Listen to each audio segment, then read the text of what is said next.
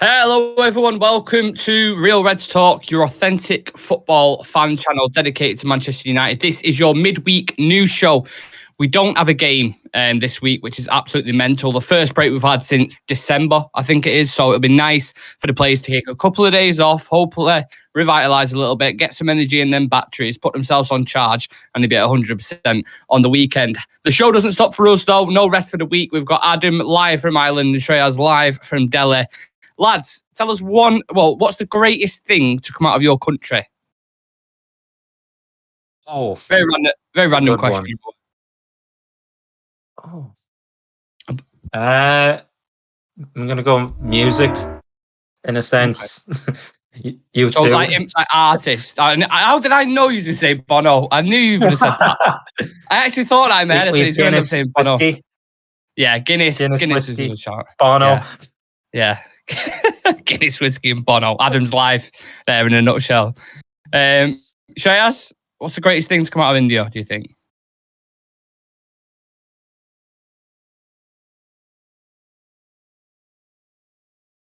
When he leaves it. Did you say Pakistan then? Fair enough. Two very different answers there. For me, I'm going to say a chippy. I don't know if Shreyas, have you ever had the luxury of experiencing a chippy? It might blow your mind. Adam, did you try a chippy when you was over in England? Oh yeah, of course. What was your thoughts? Oh god, proper batter sausage, curry sauce. Yes. Proper cut chips, everything. Good. I like it. Nice. I like it. Obviously, very unrelated to football. I don't know how I kind of segue back to that. But look, guys, you know the script already. If you haven't subscribed to Real Reds Talk, the new fresh show in town, then what are you doing? Make sure you click that button and smash a like on the video, because on today's show, we're going to discuss the ownership situation at Endgame. This week, we are going to hear whether it's Qatar or Sir Jim or another round or another whatever you want to hear from the Glazers, basically. We're going to discuss the youth players, what's in future for them, and the senior players that are currently out on loan. Do they have a future at the club? We'll hear what Adam and Shreyas have to think about that. So we'll start with the ownership, lads. Mark Ogden has put a couple of tweets out in regards to this, and he's saying sources involved with the process expect a preferred bidder to be identified within days should the Glazers opt to sell. It's looking like we're going to hear some big news this week, and we're heading, well, he didn't put we're heading towards the end game. That's me saying that. I was reading that like it was like the article then. How do you guys currently feel about this right now, Adam? Well, Oggy. Oi. I'm just looking forward to it actually, coming to an end. The Glazers are in no rush to do it. As you can tell, the longer this goes on, probably the better for them. But it's probably worse for us and the new person coming in, because they want to actually, like, Ten Hag can't plan his transfer window, knowing what, I suppose, budget he might have more or he might have less, depending on who comes in. It's just been a circus now for how long has this been going on? We've been made aware that they're willing to leave since November. Yeah, mid-November. Yeah. Mm-hmm. Yeah, around that. So I know we're selling one of the biggest sporting assets in the world, and it kind of does take time, but I didn't think it'd take this long, especially with all the rounds of bids. I'm just hoping this is the last one, because I think whoever's in for it, they're going to put their serious bid in now, even though every bid has been serious and it's been in excess of 5 billion, but it's short of the Glazers, I suppose, expectation. I'm going to admit I don't like the idea of them potentially, selling a minority or even a majority, but still remaining. I just want a full takeover, and I think that's amplified by the protests that are going on with the 1958. So it's full sale or nothing, and I know it might be a stage where maybe 3 years' time, if Sir Jim comes in, we might see the end of the Glazers and the compactor bags, I suppose, and leave, even though they've never been here, I suppose. But yeah, I just want the process to end as soon as possible so we can actually focus on recruitment in the summer. And I suppose I just want to see the back of them. I do. I want to see that tweet be put out by the club, a formal statement saying that, I'm sure they're probably going to say, we'd like to thank the Glazer family and all this. Yeah, that's going to come. But it'll be, I suppose, a bittersweet kind of tweet it will be, and I'll be cheersing to it all night when I see that. I'm telling you now, there will be a clip of me with a bottle of champagne outside Old Trafford when that news gets announced. I can absolutely guarantee you there'll be me popping a bottle, which will be very nice. How deflating will it be, Shreyas, though, on the flip side of the coin, if there is another extension or another round of bidding, or you do hit, because it's very likely, isn't it? Yeah. See, I think this is the last round. I actually think this is the last round, and I hope this is the last round as well, because I think I mean, almost after every single round that's happened, we've thought that this is the last round, and they've come out and said that, there's going to be another round of bids, and, this will be the final thing before the transfer of ownership takes place. But I just think that, if they delay it any further, it's just going to, it's going to move into the, middle of next season. And I know that the Glazers don't have the funds to actually function through another season. Like, they cannot go through another transfer window being in charge. So I think this will be the last round, because if it delays any further, the Glazers will be in charge by the time the transfer window ends as well. And I don't think that they can actually, go through with that process. So yeah, I think this is the last round, and probably, by the end of this week, we'll be hearing from them about who is going to be in charge. I hope it is the last round, because I don't think we could possibly do any more shows on the ownership situation. Like, I swear to God, the amount of times I've had me notes up and I'm like, right, what angle should we come at this from? What should we talk about that we haven't spoken about before? There's not a single angle I haven't covered on. I swear to God, you go through any of the shows, there's not one angle I haven't covered on this topic. So we've now found, how Sam has that thing with Frankie de Jong. We now have your Frankie de Jong thing that kind of, I suppose, grinds your gears. Yeah. It's really getting to a point in it where it's like November. So that's really, this is a very small matter in regards to the actual big picture, of course. But what I'm saying is, since November, this got announced, and we're now we're in May. So you're talking like, how long is that? 6 months that we've been talking about it for? Like, it's just fucking draining, man. At least the De Jong thing was like 12 weeks, and you're like, right, well, it's not as bad. We can kind of get over it. I'm still not over it yet, but you know what I'm saying. Apparently, a kind of side piece to this was, excuse me, I always burp every stream. I don't know why. Every single stream, it always happens. I'd love to see a season burp montage. Yeah. I bet there is. You could get one. It'd take a long time, but you could get one. Chivy put in the chat the other day, he was like, Nick always burps on stream. I don't know, mate. I don't know what it is. But yeah, apparently a number of players from the United team that won the treble and the 2008 Champions League winners have already been approached by representatives of Sheikh Jassim to discuss the proposal to return to Old Trafford in prominent roles. The absence of the club's most renowned players within the United hierarchy is an issue Sheikh Jassim is determined to address to ensure that the club takes advantage of the profile and experience of the former greats. Adam, what's your take on this? How do you feel about potential ex-players being involved? I don't want to kind of be a hypocrite, because I've kind of questioned it in the past as well. Kind of the mates rates, I suppose you could say.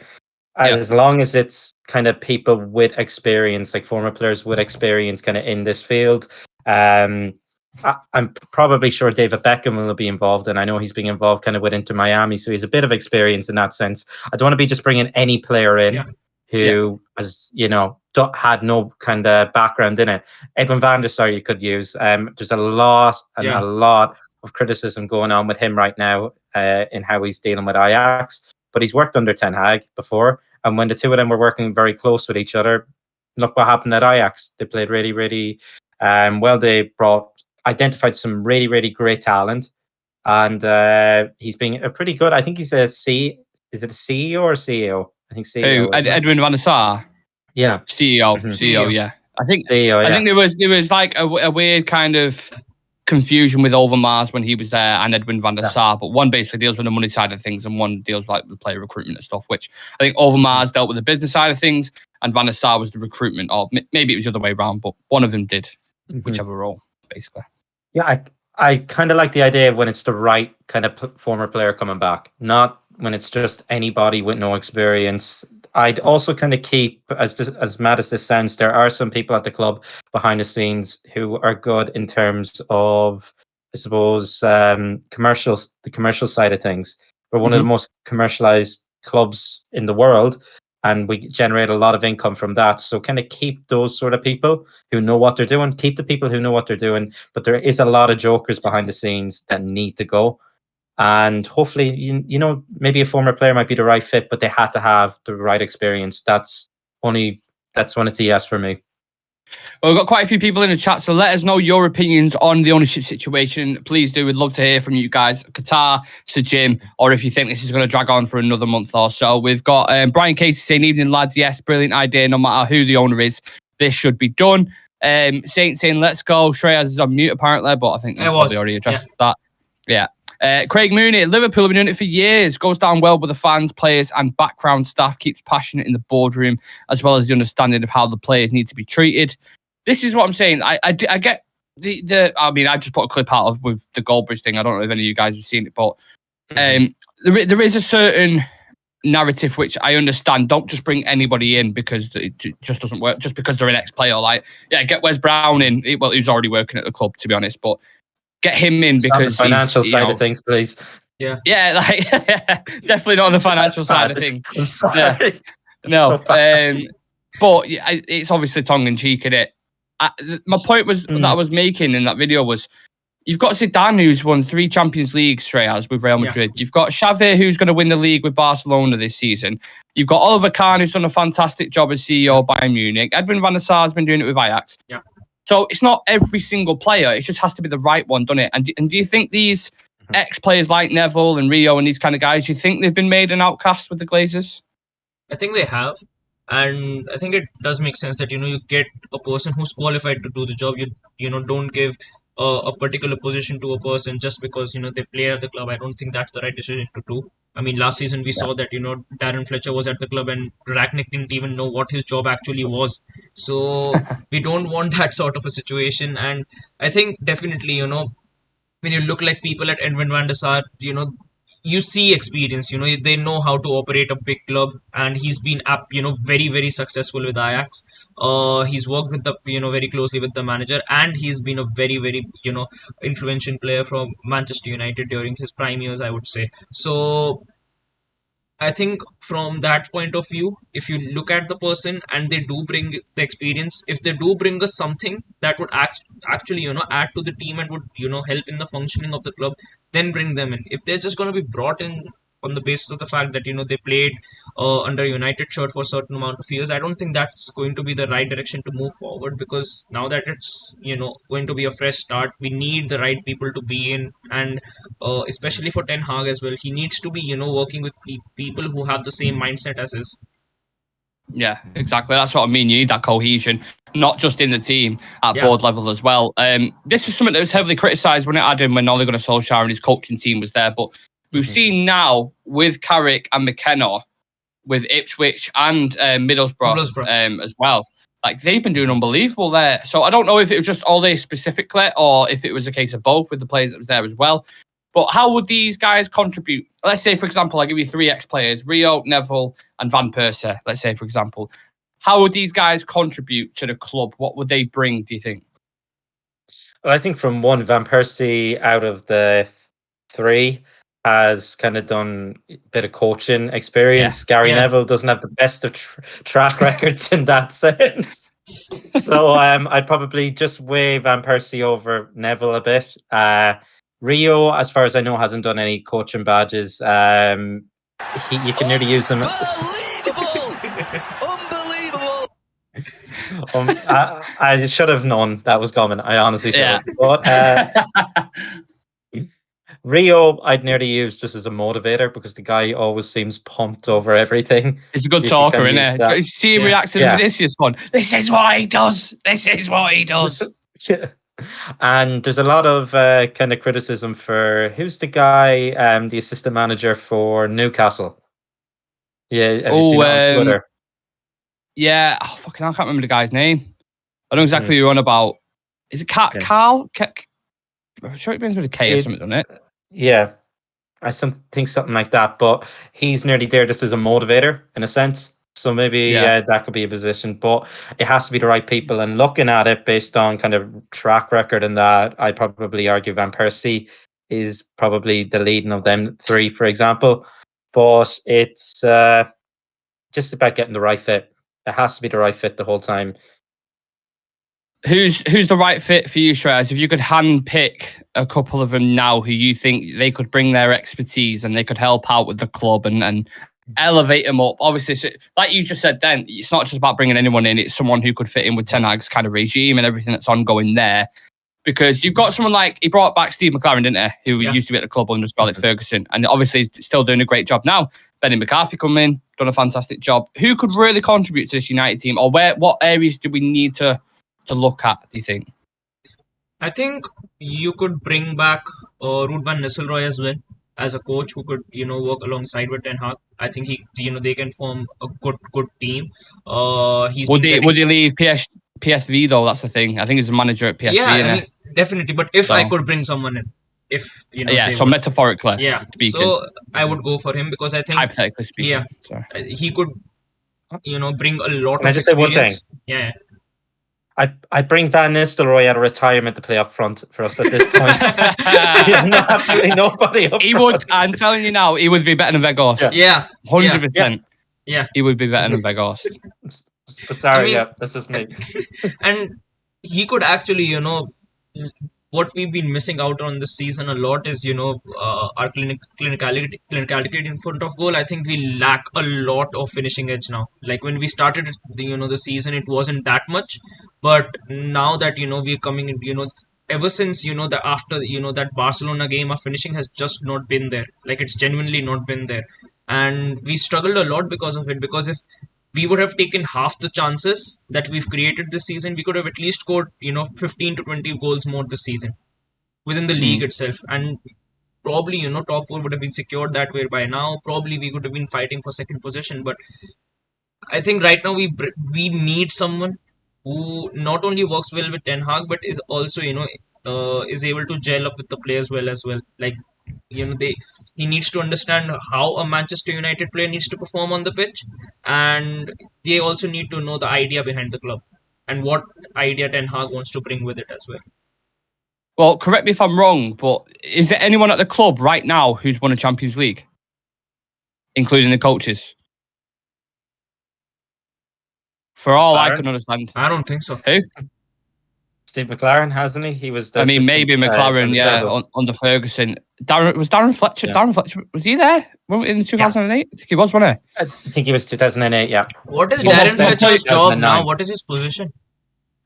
They actually asked him this. Steve Howson was on with Ashley Williams on one of their channels, and they FaceTimed him, and he was asked him, and even he couldn't answer it. He was like, "Oh, I do a couple of things." So he's he was like he was a utility man on the pitch. He's a utility man in the boardroom as well, apparently. Mm-hmm. So yeah, but my point was like these guys who are at the club, like Ten Hag's obviously won a league trophy, domestic cup in Netherlands, and there's a few others league cups, Premier Leagues in terms of David De Gea.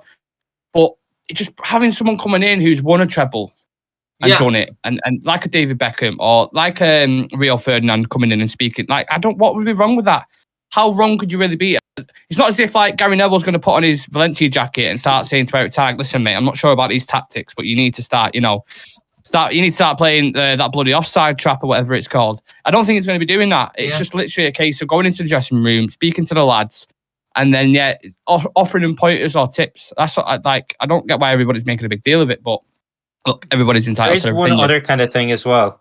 Under the kind of Glazers regime, you haven't had players or kind of coaches or anyone around the club. It's like they're not allowed to come out and nearly speak to the media in a sense of going on to YouTube shows, for example. Would Rio be able to still do his podcast and stuff? I think under kind of a new regime, it might be allowed. There'd be a lot more transparency, I think, within the club. So maybe you might see a bit more of that, depending on who comes in. Interesting you mentioned that, because again, I go back to the clip that I just did before with the Goldbridge thing. I said the reason why Goldbridge is so against the ex-players coming in and doing this is one of the main reasons why you just said that there. saying that his channel, they're going to get exclusive. It's going to get bigger. They're going to grow bigger than the United stand. That's inevitable, especially if he's involved in United and tighten it with everybody there, which he kind of already is anyway, but even more so if he gets invited to that. So that's why he's so against that. And the fact that he's had beef with Neville before as well. So I don't know if it was just me who was kind of spotting that, why he's so against it. But that was the point that I was making in the thing. But like I said, everybody's entitled to their opinion. Everybody's got different opinions on it. I suppose we'll never know what actually happens, because if Sir Jim Ratcliffe comes in, he might go for the opposite approach. He might not want that. And then the Glazers are still technically there, aren't they? So maybe no players at all will be involved. We'll have to wait and see what happens with that. I am hoping for an update this week, because last Friday they said it's 7 to 10 days until we hear something. This is the 10th day now, isn't it? So, and we've still not heard anything at all. It happens tonight. Tonight, do you think we'll hear something tonight? Yeah, I hope so. After the Champions League game. Yeah, it's been a long time on it. If you're going to do it, look, we've not got a game this week, so it's actually something where you can announce something and then kind of take it from there. Announced it last night during the Madrid and City game, and it would have made more news than that, and it would have taken people's eyes off. It actually would have done. Yeah, it would have done. 100%. This news, when it actually does break, will be one of the biggest of Manchester United's history, to be fair. So, look, we'll be live for that, so make sure you turn on the notification bell so you do not miss a thing when we do go live on the minute, I promise you, when it gets announced. We're going to move on to the next kind of topic, and what we wanted to discuss with some of the youth players, because obviously the summer's creeping up. We've got young talents who are out on loan, young talents who might be moving on. So out of the young kids we've got obviously Hannibal, relatively successful on loan at Birmingham. Ahmad's been killing it at Sunderland. Alvaro Fernandez got player of the season at Preston. Yeah. Charlie Savage has done okay at Forest Green. Charlie McNeil's at Newport County. Palestre, straight as his boy, pushing for more game time. And Alejandro Garnacho has just signed a new long-term contract. So Adam, where do you see the future of these young players, do you think, going forward? I think looking at it, there seems to be a lot of noise now coming out with Samuel Luckhurst talking about how Ten Hag actually wants to involve Ahmed in the FA Cup kind of final, or just around the kind of club at the time. So I think for me, that says that he wants to keep hold of him for next season. Yeah, he's had a really, really good season, and I think we need the actual squad depth. So I think his future is going to be next season. I think he's going to be a first team kind of regular. Maybe you might see him kind of dropping in like Garnacho did. And it's kind of nice that you can kind of see these two youngsters now, imagine on either wing. And the big test is going to be to see, will he knock kind of Sancho out of that position, and what is Sancho's future then going to be next season going in? You have, as you touched on, Charlie Savage having a pretty good season with, was it Forest Green? Did you say? Forest Green, yeah. Forest Green, yeah. I think probably alone is, again, back. I haven't seen enough of him. For the Fernandez guy getting player of the season at Preston, it's big for him, massive for him. Potentially, Ten Hag might see something there. One thing is though, Adam, wing back, and it's left back, and we've got Malacia and Shaw in it. Yeah, that's the only thing. It's quite tough to get into there, isn't it? It is, but you never know. Maybe he could convert him into something else. Ten Hag seems to be doing this, especially at a young age. It's easier to kind of mold a player into different positions. It is. I left winger over Sancho. You're out of the team, Sancho. Sorry, mate. Bless him. For me, I kind of feel done with him, but I'll see now if he steps up in the next few games. And I'm trying to think, who else did you mention there? Ahmed, Garnacho. Let's save Palestre for Strayers. Let Strayers have a bit of Palestre, and we'll speak to him about that. But yeah, you've got Charlie McNeil, Newport County. Do you think another loan for him as well? Yeah, I think another loan in his future. And then what about Garnacho? How high is his ceiling? What can you do for Manchester United? So from what you've seen this season, what do you think next season? How far can he take it? I think he can step up even better. He can. Ten Hag, he is the absolute backing of Ten Hag in the back. Yeah, I don't know if you saw the video of Ten Hag actually speaking to the family, the words he was saying, and how he was saying only he can get himself to that next level, and I'm going to do my best to get him to that level. Yeah. So he's absolute. The manager has complete faith in him. He's going to get regular game time. Yeah. He's like, I don't know how many times since he's kind of been out with the injury, we've actually said, even on watch-alongs or dropping comments, it's perfect if we could bring Garnacho in right now. That kind of pacey winger on the left to go for their right full. And he's been a big miss in these last couple of weeks. And there's plenty of talk now going on about the is it the under-20 World Cup? Yeah. He's not going. He's not going now. He's not going. No. No, he wanted no. to go, I think, didn't he? I think so. Yeah, but Ten Hag club are not letting him go. Yeah. Eric Ten Dad locked it. He has his priorities, and we're going to need him probably for that FA Cup final. He's probably going to be back for that, isn't he? He's back. Oh wait, he's kind of back. He's in the squad now, isn't he? Yeah, he's back now. He might be there next game. Yeah. Mm-hmm. Yeah. So hopefully, not had your coffee this morning. Have you had him? No, I actually haven't had a coffee this morning. I do need one. Yeah, but he's back in, and he's going to make a contribution, right? At least towards the end of the season, and then once he has a full pre-season under Ten Hag, you can only imagine what the next level is going to be. Exactly. So he looked really, really good at last pre-season. Then he got kind of taken out of the spotlight. I think Ten Hag kind of is, I suppose, would you say humble? He was a bit overconfident, but it kind of humbled him a bit. Yeah, and he came out stronger. Yeah, 100%. Mr. Shreya Singh, Facundo Palestra, the Uruguayan wonder kid. What do you think his future will be like over the next course? I think next season he goes out on loan.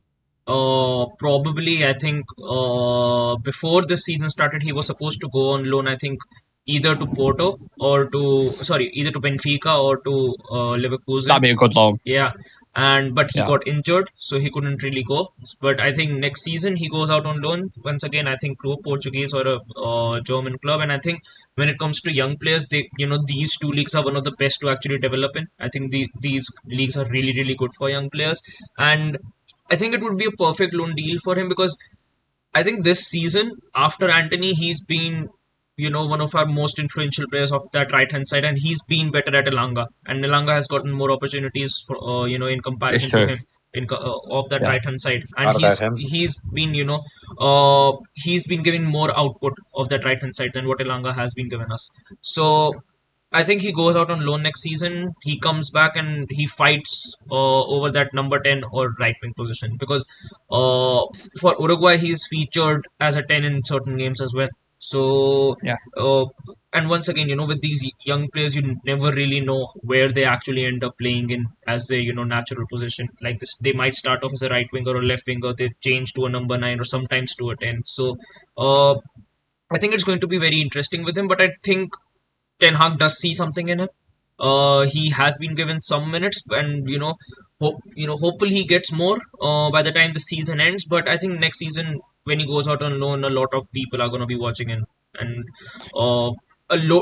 before the season started, loads of clubs were interested in loaning him in. So hopefully that happens next season. He gets some confidence, and except that Garnacho, I would say next season he's going to be the first person off the bench for Rashford. I think Sancho leaves. I genuinely think that Sancho might leave next season. I don't think that Ten Hag actually fancies having Sancho in the team that much, because whenever Garnacho has been available, he has been picked ahead of Jadon Sancho. And in the time that I would say that Garnacho hasn't been here, and if I have to compare Jadon Sancho and Garnacho, according to the impact they have in the game, I think Garnacho has done much more comparison to Jadon Sancho. So I think Garnacho next season will be our starting backup for Marcus Rashford, and you never know, probably he could be starting left winger as well if Ten Hag seems to switch around with Marcus Rashford a bit. But I think Garnacho will be a big part of next season. I think for the rest of the players, most of them pre-season will be big. I think Ahmad stays. I think Ahmad will be heavily involved next season, and I just have a sneaky feeling Ten Hag might switch to a false nine next season, and Ahmad might play there, because I think the way he plays at Sunderland, he plays as that kind of that right forward. He doesn't really play that out on the wing. He plays more centrally. So I just feel that false nine vibe from him. Well, it's interesting you mentioned a positional change, because I remember like Juan Mata or David Silva, for example, at Valencia, when they was playing on the wing, you always looked at him and you thought, with the capabilities that they've got, the close touch control, combinational play, they could link up, they could play as a 10, and obviously David Silva and Juan Mata, the rest is history with them two guys. I'm not saying he could be as good as them, but if you watch him for Sunderland, where he operates, like you say, Shreyas, in that half space, he likes to drag in, and then you've got that overlapping run there, which Anthony does do as well. But I just see him as a player that Ten Hag would really like, and Ten Hag, a player he's used like Ziyech at Ajax before as well. So yeah, I think it's been interesting when they come back into the summer how he develops each player and which one goes out on loan and which one can actually compete and stay with the squad. And then if you've got, like you say, Garnacho and Rashford competing on one side, maybe Ahmad and Bruno competing in the middle, and then Palestra competing with Anthony on the right. That's like a next generation then of forwards coming forward as well. So very nice. Make sure you smash the like on the video, by the way. Subscribe to the channel. I'm just going to read through a couple of comments and then I'll go to you, Adam. Craig saying unfair writing Neville off. He was in Spain. Language is culture barriers. Brian Casey, Goldbridge's comparison of City players was just ridiculous. They have no history, so it makes no sense for any other club to do it. That's a very good point, to be fair.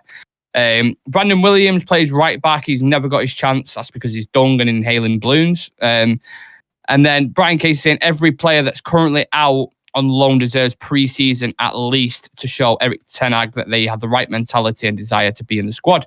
And I tend to agree with that. It seems like they're going down that line with the American tour, like, you know, a couple of early games against Wrexham and these kind of teams. They're going to be kind of trial periods for these young lads to show they're about something. But usually with them kind of situations, you only get a couple that filter through. And even then, I remember last pre-season, lads, when Iqbal and a few others had a very good pre-season. He was like, oh, this is interesting to see how we develop into the squad. And then Iqbal and Savage, who used to play, you know, in that pivot. So they played together, didn't they? Because they grew up together. And then, like, it just didn't materialise. You saw Kobe Main, who got pushed into the squad, and then Iqbal dropped down. So, yeah, you just never know, really, do you? Moving on to the senior players, you know, we've got Dean Henderson, a very controversial figure, Eric Bailly and Alex Telles. And the Times Sport have reported, who are a relatively decent outlet, saying it remains possible that Manchester United will sign a new goalkeeper or give Dean Henderson another try. Adam, would you be open for Dean Henderson return? You know, it was the last season, last kind of summer, he came out and done that whole I was a caged animal. That one.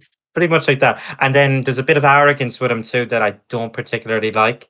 Saying, oh, if I stayed, because he didn't even meet Ten Hag, he didn't want to meet the manager. He said he didn't want to meet the manager because the manager would want to keep him. If he saw me playing, you know what? then he would have picked me. Yeah. Shut up, you idiot. So you're complaining that you're not playing. No. And then, like, he's using that hypothetical situation where if he saw me, he'd want to play me. Like, make up your mind. I don't like that. The annoying thing is, if he was here, he wouldn't be injured for one, but he'd be starting at this point. He'd have to be. It's gotten to that point where kind of desperate. I'd honestly play anybody in net. If we sign Harry Kane, I'd put him in net as well. Even I think he'd be better than De Gea at this point. Because after the West Ham game, I've completely done with the guy. He's cost us time after time at the biggest occasions. He's dumped us out of the Europa League when we potentially had a semi-final. And I'm trying to think of the keepers that we are kind of linked with. I know Onana. What's his name? From Inter. Did you do that on purpose? Right. I was going to say, I thought that was like you was literally saying, what's his name? I didn't even notice then. Fair enough. But there is a lot of talks now that we potentially could sign a keeper. I don't know whether we're holding on to De Gea just because it's not a number one priority, even though looking at it, it should be. Striker is a number one priority. We got rid of Ronaldo, who was kind of complaining, but at least when he did get on the pitch, he did kind of play. He didn't drop any clangers like that. Maguire dropped clangers. He was dropped out of the team. De Gea is doing it, but who's our backup? Butland, reject from Crystal Palace. Like, how are we in this position? I don't understand how we're in this position. That's what's making me laugh, Adam. It really is. I don't know. It seems every single year it's like we've got deadwood. We've got 10 players we need to sell. How? Because we sold 10 players last summer, and then we sold 10 players the summer before that, and then before that we sold about 8 players. So I don't understand what's going on here. It's just like evidence of poor recruitment. We've got 14 people in the chat. Let us know your opinions in the comments section and subscribe to the channel, please. Shreyas, next question. Ding dang dosh. The others, is it just as simple as we sell? And how much do you think we could recoup for the players? I think if we sell smartly, we could, and I think realistically we can sell at least 5 players. Like genuinely, we can at least sell 5 players, and if we sell them smartly, we can at least get about 60 to How 70 much? million. I think at least 60 to 70 million we can. I think McTominay and Fred, both combined can at least go for 55 to 60 million. And I think except that, if Jadon Sancho does leave, I think he can bring in a lot of cash as well. But yeah, except that, I think most of them will go in for that 5 to 15 million range. Most of them will go in about that range, like players like Telles, Bailly, Maguire, Brandon Williams. Most of these players will go within that range. But yeah, I think more or less, I think Scott McTominay, Fred, and Jadon Sancho will be the people who you would look and say that these players can actually bring a lot of money to us, and probably we can reinvest that in the transfer window. Shah Sam saying if Dean was around after that Brentford game, obviously where we lost 4-0 and De Gea gave away that silly mistake. If he was around after that Brentford game, probably would have gotten his chance and maybe kept the number one spot as well. It's weird, isn't it, Adam? Because back in the day, well, I say back in the day, it was literally like a couple of years ago, there was that debate ongoing for time, wasn't there? Is it going to be Dean Henderson? Yeah. Is it going to be David De Gea? And everyone was like, kind of like saying like, oh, shut up. Obviously it's De Gea, blah, blah, blah. And I think I was actually in that camp myself. I was like, no, not seeing enough from him. But the qualities that De Gea doesn't have, Dean Henderson does. But then is he that echelon of player who can handle the pressure at the very, very top? I don't know. He seems to have the arrogance, like you suggest, but it's a weird one, and I think it's a bit of a gamble bringing him back and stating him as your number one goalkeeper or having him compete again, because you need that. You need the solidified number one, don't you, rather than just constant like not knowing if you're going to be in that position or not. Exactly, and as you touched on his kind of arrogance, if you can talk the talk, you have to prove that you can do the walk. Is that what the saying is, or something along those lines? Yeah. Mm-hmm. Looking at the kind of qualities he has, he's better with his feet, probably playing out from the back. Distribution, I think, was one thing that was pointed out in that season when he was here with Ollie. Was it during the COVID season? I think it was. Around then. Yeah. There are. Yeah, I remember a goal against City where he threw it out to Shaw, didn't he? Shaw went up the pitch and scored against City, I think it was. And that was with no fans in the stadium. There is elements of his game. He is a decent shot stopper. He's a bit reluctant to come off his line. At times, I've seen his positioning can be questionable. I think was it in the Liverpool game? He didn't come out to Salah that time. Yeah, that was the big one. Didn't close the angle, did it? It was quite open on one of the sides. Can't remember which side it was, but I know what you're alluding to. Yeah, that goal, I remember that one. But like that can be, coach, he's a young keeper. De Gea used to be very, very bad at that, and then he improved at it. But the one kind of similarity that I see between them is they're not really, they don't take control of their box that well. They don't claim crosses that well. And I think we're looking for that kind of ball playing, I suppose, box dominating keeper. That's what we're kind of looking for right now. And there's not many of them in the market. There isn't. Well, it comes from a build. Sorry, go on. Oh, no, I was just going to say, if you want to be that box kind of dominating keeper, you have to have a build for it. And a lot of these kind of goalkeepers are quite athletic now, maybe better shot stoppers, but they're not as good and, built. Kind of like how you saw Van der Sar built, or Schmeichel, Oliver Kahn, all these sort of goalkeepers who are the proper box dominating keepers. Because it requires a bit of muscle, and that's why you see them a lot of the time targeting our goalkeeper from corners. That's why they decide to pile on to the keeper, and he's reluctant to come off his line. So I want to see somebody who's more dominant in the box. And good with we look at some of the great keepers in Europe right now. Donnarumma is obviously about 6'5". Courtois is about 6'5". He looks about 9 foot. Alisson's quite tall as well. Edison's quite tall. Like it's and with De Gea as well, he has got quite a flimsy frame. When he goes up to claim a cross, it just looks. It's already against West Ham.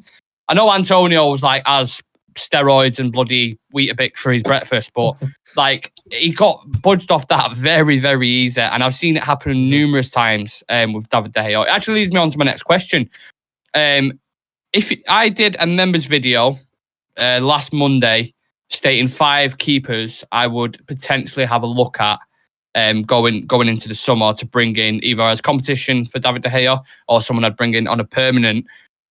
Do you have a number one option right now? Obviously, Shreyas, I know you're only just recently coming to light that you like maybe it is time to move De Gea on. So have you had time to think what keeper you would bring in? And the 5 keepers that I mentioned in that video. And if you want to become a real Red Ultra, by the way, just whilst we're on the topic, please do click the join button. You get exclusive content every single Monday, a badge next to your name, a chance to feature on the show when we get the full starting 11. So if you want to become part of the community, support the channel, you can do that by clicking the join button.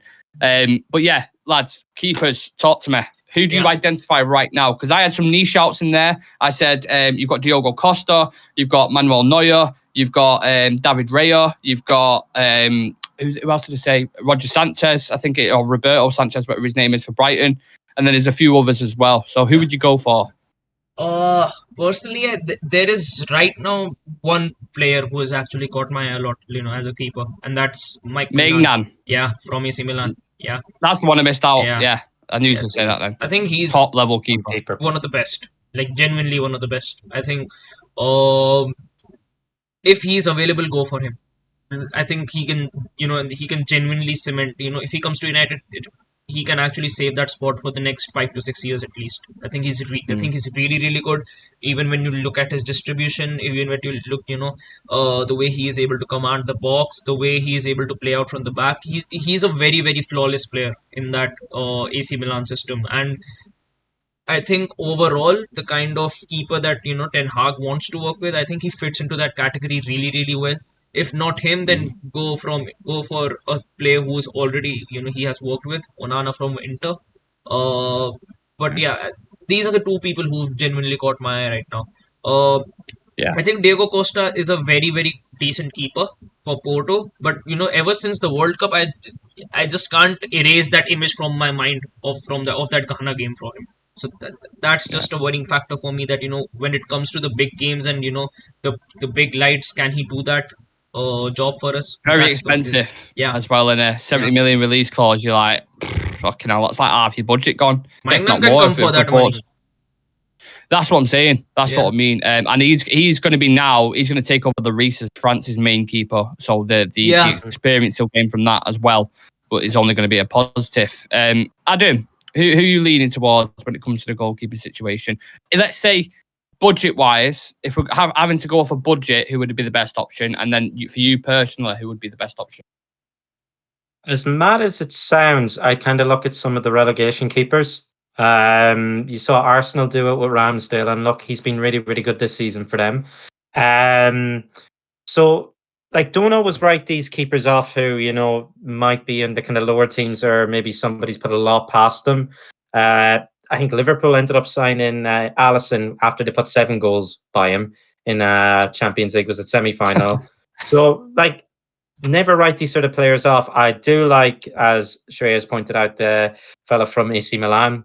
A really, really good shot stopper, good with his feet. Caused me heartache a couple of, maybe 2-3 months ago when we played France, when Ireland played France in Dublin. He pulled off a last-minute save, and it was probably one of the best saves I've seen in a long time. It was unbelievable. That's going to be used so often. I love it. I love it. During watch-alongs as well, whenever we score a goal. Yeah, I'm never ever going to get tired of that. Honestly. And as mad as it sounds, a lot of people have kind of thrown him away, because I know in terms of, he's in the bottom percentile of this. But whenever I watch him play, for us, he plays well. Bazunu. Yeah, he's a very, very tall keeper. I think there's a bit of history there with City as well. I think he might have gone through their youth academy. I could be completely wrong, but I think he might have. And he's the Irish number 1. He's quite confident. I think under kind of better coaching setup, he'd do a lot better. And he'd be a bit, on the cheaper side, especially with Southampton more than likely relegated now. They're relegated. Yeah. So he'd be kind of cheaper. He's a decent keeper, a good shot stopper. I haven't seen enough of him with his feet, I suppose, because he's in a Southampton team who are going down. Perhaps that's something that can be coached, because he's still really, really young. I know David Raya. A few people have been kind of That's pointing out to him. So my option. that's your I'd choice. go for David Mhm. Raya. Yeah. hmm And they're kind of your budget options you have. So I think a really, really top end keeper, Diogo Costa, for example, and Mannion, is that his name? Yeah. It's either Maignan or Mannion, or I just call him Magic Mike. Let's go Mignon. Mignon. French. I think, That sounds good. I That think sounds better, to be fair. I think that means cute in French, though. But Oh, take it. yeah, Okay. nothing cute about his price tag, though. It will cost No. probably about 70 million for Yeah. either of those 60 or keepers, 70, yeah. while you Very have the expensive. cheaper option.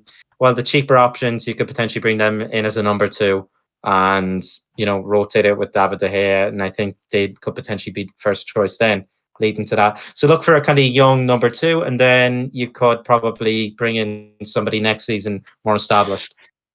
Well, we've got a couple of shots in the chat. Brian Casey saying Diogo Costa and David Raya, two opposite ends there, really. I think David Raya's got a year left on his contract, and if he doesn't sign, he can leave on a free next season. So he could, towards the end of the window, you could snipe him for 30 million or whatever. Could be a bit of a risk. Another decent keeper that often gets overlooked is Emi Martinez, World Cup winner, and has epic shithousery. Yeah, we don't like the shithousery when it's against us, but if it was for us, we'd probably take him in as one of our own. Do you know what I mean? So I wouldn't mind him. I'm not entirely sold on Emi Martinez. I don't know what it is. Me too. I can't even give you a single reason why I'm not. I just fuck knows, no idea. I think when you put him into the conversation with keepers like Mignan and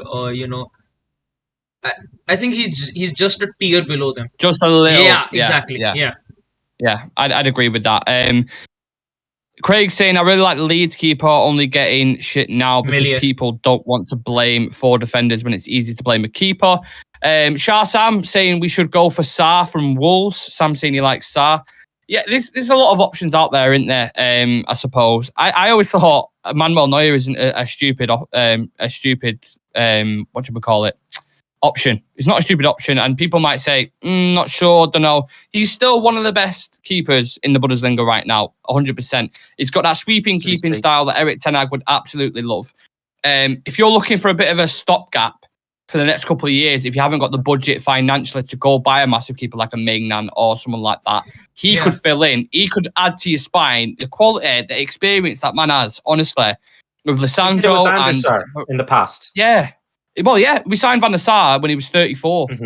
Neuer's only 36 now or 37, I think. And obviously, you know how it worked out with Van der Sar. Free agent too. So, that's my point. Yeah. So it's not, you can't overlook something like that. And sometimes the signings that Ten Hag makes, like a Malacia, who no one expected whatsoever. Yeah. Christian Eriksen on a free was quite astute when you look at it like that. I don't think it's a bad option, to be honest. That's why I included him. I think it's the same case for Keylor Navas as well. Yeah, Keylor. I love Keylor Navas. Yeah. I think when me and Adam did a show with Sam, when we was the scouting department, whatever you want to call it, either me or Adam, I can't remember who it was, brought up Keylor Navas and was absolutely, we'd sign him. I just don't know if Keylor Navas fits in that modern bracket, like if he's a little bit more limited as a Diogo Costa is or someone like that. But it's certainly interesting. I just think what they're really going to do is they're going to tie De Gea down to a 2-3 year contract on a reduced wage, and then if they can sneak a goalkeeper in the budget for number 2, but who that'll be, it's hard because the budget's so stretched. We want to get a midfielder, we want to get a striker, we want to get a right back. We're going to have to get a centre back if Maguire goes, or just a centre back in general anyway. And then you want to add a goalkeeper into that as well. You're like, how is it even possible? It's so stretched. Even if you sell really good, exactly. Yeah, you're so stretched. Even if you're really good, so I'm not as positive heading into the summer. I'm quite pessimistic just because I know what Manchester United are like. I've sat here numerous times with you lads and been here like, oh, if we sell him, we get this, and we get that, and it's like, yeah, that's great. But we end up selling just Pereira for 10 million. And then we get someone in last minute, like a striker or whatever. And we're sat here going, oh, we've been sold a dream again. We've been honey dicks basically by the Glazers. So, oh, God.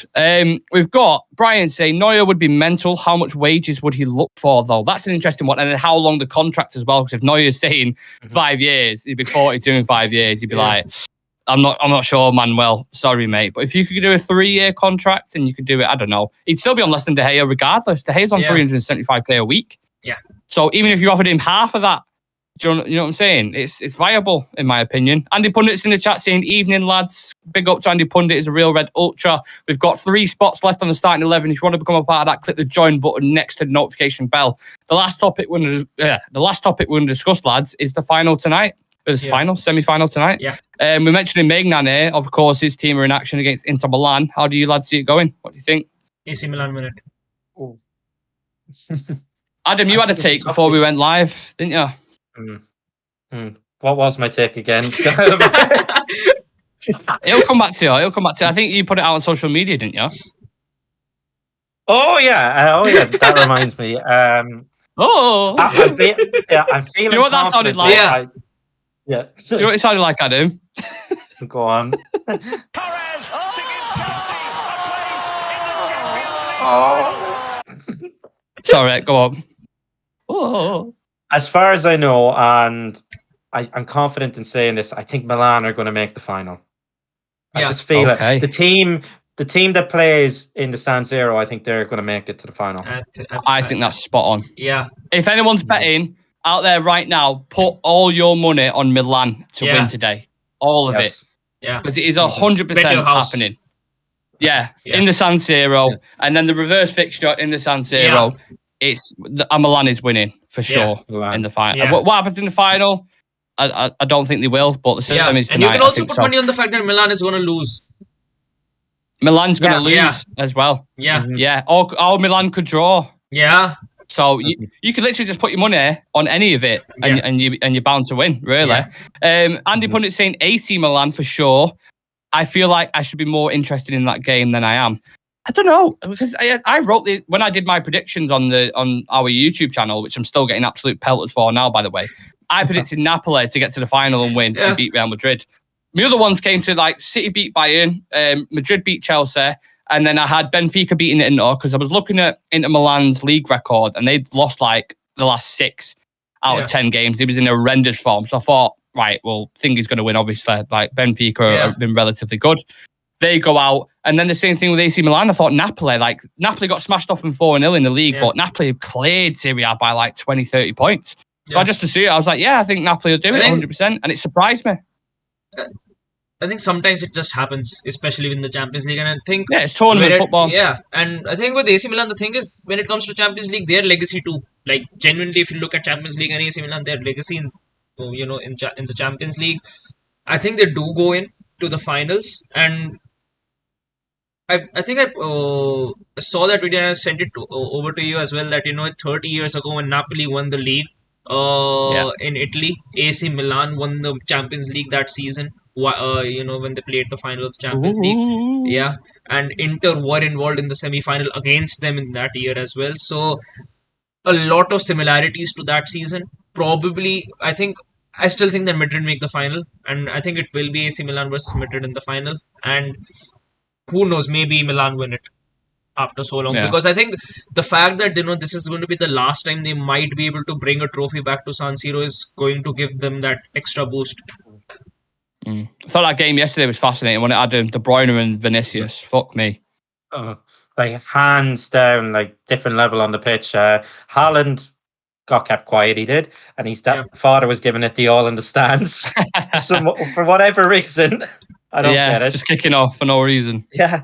But Vinicius is some player, honestly. I love him. I know you said he was your kind of nearly dream signing, and for a while I was like, I don't really get it. I get he's like a skillful, decent player, but no, he's like this season especially, I think it's like 24 goals. Yeah, scored in the final as well last season. I think he's got 20 goals, more than 20 goals and more than 20 assists, both of them. Yeah, he's fucking insane, honestly. I said to my mate a few years ago, it was like a year or 2 years ago, and I was saying, this guy is going to be better than Neymar, and he was like, shut up, no, he's not. He's not going to get nowhere near that level. If he continues to perform what he's doing right now at the age he's at for the next 5 years... If he wins the Champions League this season, he might get the Ballon d'Or. If he wins the Champions League this season. It's not out of the realms of possibility, simply because obviously a lot of it goes down to the trophies, doesn't it, Adam? Yeah. With the Champions Leagues and stuff. It does, and it's that's why it's what you call it, the Treble. The treble. Yeah, I don't want to see any of that. Of course, we don't on this channel. Yeah. I don't want to see Haaland lifting a Ballon d'Or. Oh no. I'd like to think the only Ballon d'Ors are from one side of Manchester. The Yeah. only, I think, Ballon d'Or player they've really ever had was one of ours. So Yeah. I wanted to keep it that way. I don't want to see him kind of lifting that trophy as well later in the year. So yeah, hopefully we see that bit of a downfall. It's going to be a tough ask for Madrid going to the Etihad to actually get a win, because I believe they lost, didn't they? The last time they played there, was it like 4-3 they lost? Or was it 4-4? Yeah, I think you're right. Mhm. Yeah. No, I think you're right. Mhm. Yeah. Yeah, last season. So it's And a then game they full of went into the goals Bernabeu. last season, yeah. Mhm.